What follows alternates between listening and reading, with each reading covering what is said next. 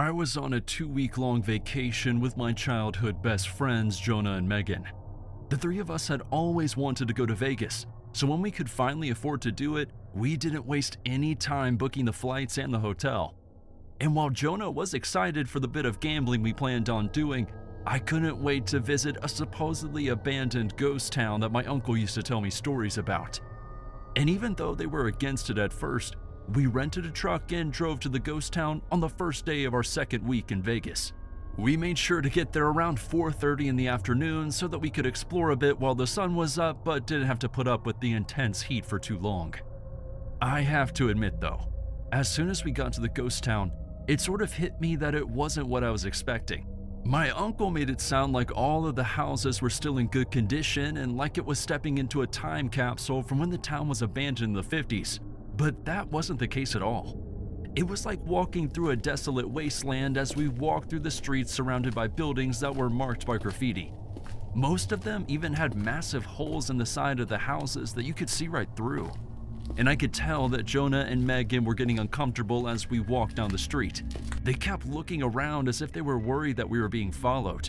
I tried not to let it get to me, but it wasn't long before I was feeling on edge too, and for good reason. Nightfall only made the feeling worse, but I tried to keep our spirits high by reminding my friends that we had brought an awesome dinner to munch on after we got our camp set up. And as soon as I brought that up, it was like all the tension was gone. My friends were no longer focusing on the potential horrors that may have surrounded us and instead focused on finding a good place for us to set up our campsite. We continued walking down the most central street in the ghost town when Megan reminded us that there was one house that looked like it was in relatively good condition just a little ways down that road. So we all agreed to check it out to see if we could sleep there. But that was when our fears started to become a reality. As we walked toward the house that we were going to sleep in, Jonah grabbed Megan and me by the shoulder and very quietly said, "I don't think we're alone." I tried to laugh it off as a twisted joke, but then I looked over to Megan and noticed that she was practically turned around, looking behind us as we walked. I looked over my shoulder, and because there were no street lights lit up at the time, it was sort of hard to see at first. But once they moved, there was no mistaking that there was someone walking down the street behind us. I could barely make out their shadowy silhouette, but there was no doubt that they were walking toward us. Megan asked if we should say anything, but Jonah and I both agreed that we should keep walking and hopefully they would just leave us alone. We were wrong though. As soon as we turned back around and continued walking down the street, we all heard the slapping sound of the person's shoes hitting the pavement as if they had started running. I turned my head again, and this time all I could say was, "We need to run," as I noticed the shadowy figure was now a lot closer to us and showing no sign of stopping. The three of us ran down the street for a bit before deciding to turn into one of the yards and run through the houses in hopes of losing whoever was chasing us. We ran through a few yards before Jonah said that he couldn't run anymore. We were all pretty out of breath at that point, so I decided to run up the stairs on the back porch to see if the door was unlocked, hoping that we could hide inside. It wasn't though. That was when Jonah and Megan both joined me on the porch. I was about to say that the door was locked when Jonah pulled me down so that we were all crouching, and he very quietly shushed me and whispered, "He's coming." I could hear the footsteps of the person that was chasing us running over the dry, dirt-covered yards. We all held our breath as he came around the corner. I thought it was over and that we had been caught by some sort of maniac, but thankfully, whoever it was must have thought we had kept running because they didn't even turn to check the porch as he ran by it. We waited another minute or two in complete silence to make sure that the person wasn't coming back. And once we were sure that we had caught our breath, all three of us decided to make a break for it. We sprinted off the porch and back through the yards the way we came. We went right to the driveway where we parked the truck that we had rented and got into it as fast as we could before taking off and heading back to the city. I told my uncle about our encounter, and he was baffled. He said that nothing like that ever happened to him when he was younger, but then he kindly reminded me that was a long time ago.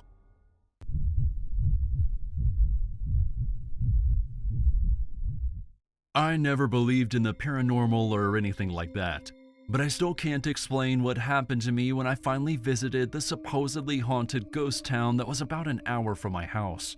All of my friends had gone there and claimed that they had something really weird happen to them, with my buddy Tom saying that he heard voices coming from the walls once.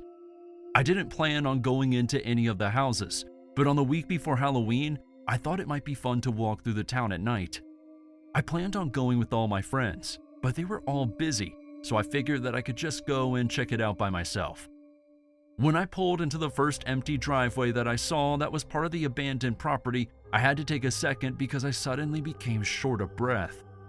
I figured that I must have just gotten too hot with the heat on in my car, and once I calmed down, I got out of the car and started walking. And at first, I didn't understand why everyone thought it was so creepy. I mean, sure, it was dark and sort of eerie how quiet it was, but nothing really screamed haunted to me. So I kept making my way down the street and eventually turned down a different block, hoping that I might see something that would validate all the stories I heard. But still, there was nothing. I walked for another 20 minutes before deciding that I was going to go home.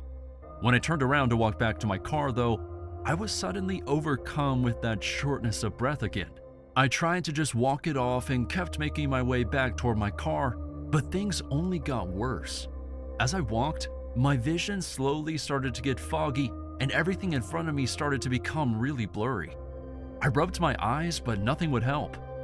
I kept walking though and tried my best to keep my cool. What felt like 15 or 20 minutes passed, and I was certain that I should be seeing my car at any moment now.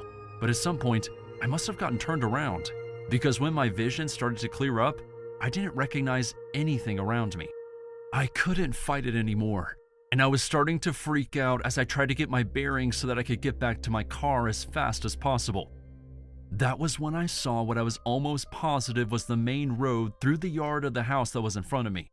And I knew that if I walked along the main road, I would eventually see the entrance to the property and be able to find my car like that. So that's exactly what I did. I walked along the main road, and the entire time, I felt fine. I even felt fine when I first got back onto the abandoned property that was filled with empty homes. But oddly enough, as soon as I got close to the first house and the driveway that my car was in, my vision started to get blurry again, and the shortness of breath was back. Needless to say, I didn't waste any time getting out of there and driving as safely as I could back to my house. To this day, I can't explain why I felt so awful in that ghost town, but I know I'll never go back.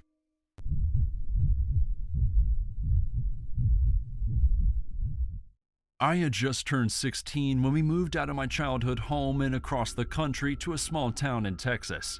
And one of the first things that we learned about from the kids at our new school was that there was an abandoned ghost town that was apparently right down the road from our house. Now, as an adult, I don't know if I'd refer to it as a town, but there was actually a set of 3 connecting streets and a cul-de-sac that was entirely abandoned with houses up and down each street. And as a kid, we definitely considered it a ghost town, especially after what happened to me and my little brother when we went to check it out for the first time. Tanner and I told my mom that we were going for a walk and would be back later that day before heading to the ghost town. It took us a while to walk there, but once we were at the closest street to our house, which was considered a part of the ghost town, we couldn't have been more excited. Just like everyone had told us at school, all of the yards were overgrown, and there wasn't a single car or trash can in sight. It was so strange to walk down those empty streets. We both knew that the houses were supposed to be empty, but I couldn't shake the feeling that we weren't alone. I kept my head on a swivel and looked toward the first floor windows of every house that we passed by to make sure that no one was looking out at us. I was so tense that I had to do a double take one time because I thought I saw an older woman looking out at us from one. But when I looked back, there was no one there. I did my best to stay calm so that Tanner didn't get upset or scared, and I could tell that he was still enjoying himself. I didn't want to ruin that because he was having a hard time adjusting to the new house, so I figured that we could power through. And after a little while, I managed to calm myself down and actually started enjoying myself exploring with my brother. We even got so bold that before going home, we decided to see if we could get inside any of the houses to see what they looked like on the inside. The first house we checked had a door that was wide open, but when I stepped inside, I could tell that the floor seemed weak, so we decided to check a different house. The next one though, I couldn't stop Tanner from going inside. As soon as he saw that the door was unlocked, he ran right inside without even thinking about it. I immediately got concerned and ran in after him, and once we were inside, we could tell that it was all true. These houses were entirely vacant. There was no sign of anyone living there, and the few pieces of furniture that we saw in the living room seemed like they hadn't been touched for years. Reluctantly, I decided to follow my brother as he did a walkthrough of the house, and I tried to say we had to get home before he noticed the door to the basement, but I was too late. We both cautiously made our way down the stairs into the noticeably cold and dark basement. It was hard to see what was around us, but we could tell that it was empty. I turned to Tanner and was about to tell him that it was time to go home when both of us froze. The floorboards above us started to make a creaking noise, and my eyes widened as I realized that someone was in the house with us. Tanner grabbed onto my arm, and I could tell that he was doing his best not to scream as we heard the sound of footsteps slowly making their way across the floor above us. I quietly told him that everything was going to be okay, but even I had to keep myself from panicking when I heard a grave voice call out, "Where are you?" I took in a deep breath and slowly moved Tanner and myself over to the side of the staircase that we came down. I figured that if anyone came down, we might be able to squeeze by them and run away before they saw us. And I'm glad I did that, because as soon as we moved to the side of the room, we heard the door swing open at the top of the stairs. The same gruff voice called out as the sound of footsteps rang down the stairs. "You ain't supposed to be here."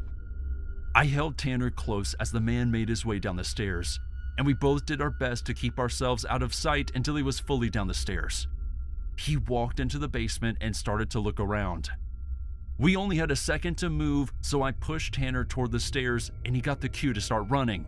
We took off up the stairs as we heard the man yell for us to get back here. Tanner and I both screamed as we heard him running through the house behind us, but we just pushed through and kept running until we were out of the house and far down the street. We eventually stopped and turned around to see if we were being followed, and I was horrified to see someone standing at the end of the driveway that we had just run away from. I couldn't see them too clearly, but it almost looked like he was pointing right at us. As soon as we could, Tanner and I took off running again, and when we got home, we told our mom what happened, but I could tell she thought we were just messing with her. The next week at school, we told the kids what happened, and they all believed us. One of my friends even said that he thinks he had a run-in with the same guy the last time he showed his cousins the ghost town.